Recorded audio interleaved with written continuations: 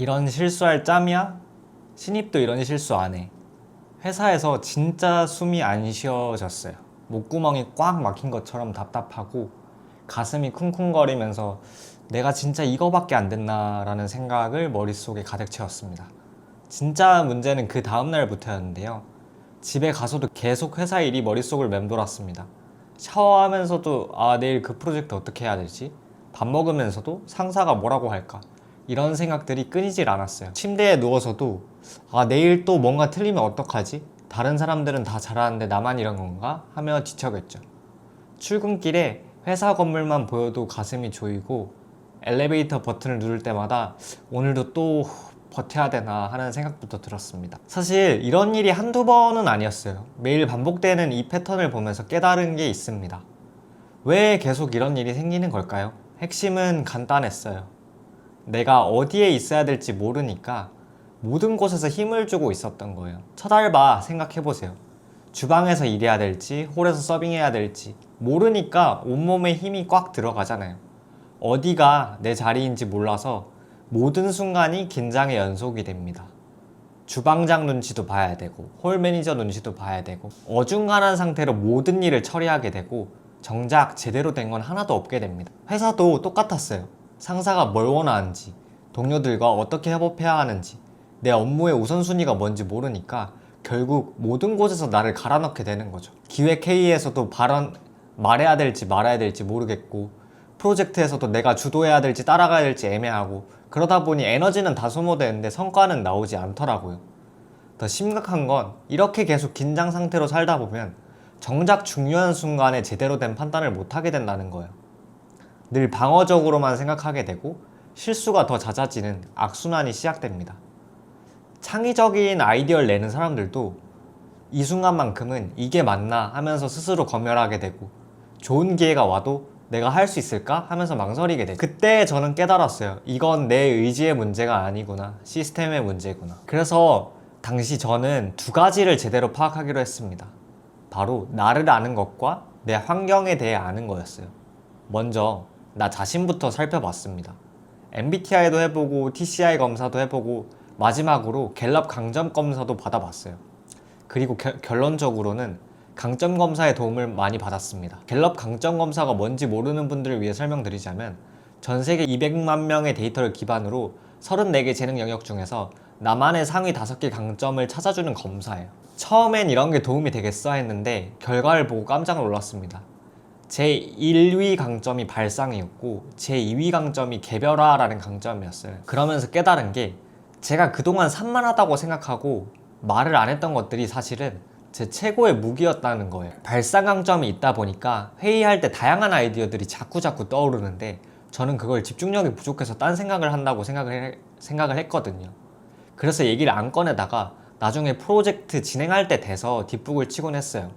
그리고 내 아이디어대로 진행이 안 되니까 내가 무시받고 있는 건 아닌가라는 혼자만의 생각을 했습니다. 저는 개별화 강점을 갖고 있다고 했잖아요.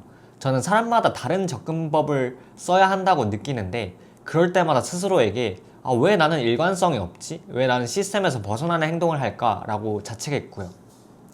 그런데 갤럽 강점 검사지를 보니까 저는 발상 강점을 가지고 있고 개별화 강점을 가지고 있기 때문에 누군가를 위해 아이디어를 낼 때 제일 빛나는 사람이더라고요.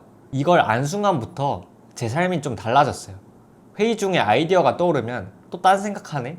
가 아니라 이건 팀에 도움되는 아이디어인가? 를 생각하게 되고 동료들이랑 일할 때도 나는 이 동료랑 저 동료랑 다 똑같이 대해야 되네? 가 아니라 이분한테는 이런 형식으로 대하고 이분한테는 이런 형식으로 대하면 더 효과적이겠네 라고 생각하게 됐습니다. 실제로 프로젝트를 진행할 때도 완전히 달라졌어요.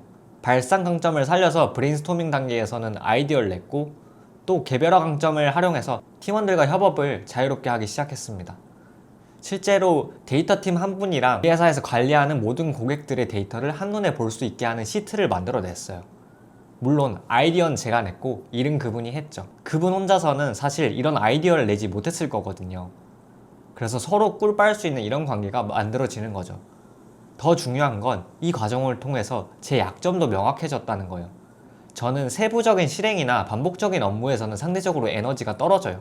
그걸 인정하고 그런 업무는 좀 80% 정도만 해도 나는 충분히 했다라고 생각을 하게 됐어요. 그리고 그런 업무들을 피할 수 있다면 피하고 다른 분들과 업무를 교환할 수 있다면 교환을 하고 이렇게 내 강점을 파악한 후에 정말 달라졌어요.